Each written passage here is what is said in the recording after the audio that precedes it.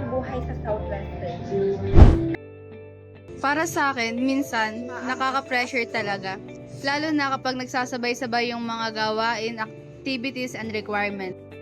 Minsan, umaabot na sa point na nakakapagod at nakaka-drain na talaga. Paano naman yung rules sa eskwelahan? Kamusta naman ito? Marami talagang rules na kailangan intindihan sa school. Minsan, hindi namin alam na bawal pala ito.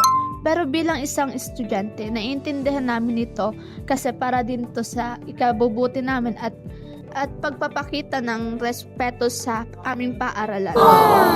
Thank you. May mga hindi magandang experience din ba kayo bilang Southwesternian? Meron din, halimbawa, may mga pagkakataon na may kumukuha ng gamit ng ibang estudyante. Nakakalungkot lang siyang isipin kasi hindi naman dapat natin kinukuha ang hindi sa atin. Kaya naman, dapat respetuhin natin ang pag-aari ng iba. Pero sa kabila ng mga challenges, ano naman yung masasabi niyo magagandang bagay sa Southwestern? Para sa akin, yung kahusayan ng edukasyon. Maganda yung pagtuturo nila dito at marami kaming natututunan. Kumpara sa nauna naming school, masasabi kong malaki ang tulong ng edukasyon dito para makapaghanda kami sa kolehiyo.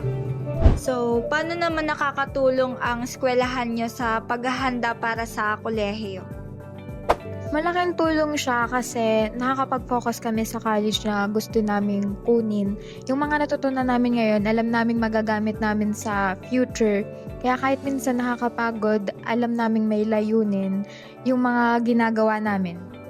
Dito na tayo sa huling tanong. Ang huling tanong ay, sa isang pangungusap, paano nyo ilalarawan ang buhay nyo sa Southwestern? Simula sa'yo. Pressure pero may natututunan. Maraming rules pero natututo pa rin maging disiplinado. May mga challenges pero natututo pa rin kami maging responsable. At higit sa lahat, marami kaming matutunan na dadalhin namin sa hinaharap. Magandang edukasyon at paghahanda para sa kolehiyo. So, sulit ba maging isang Southwesternian?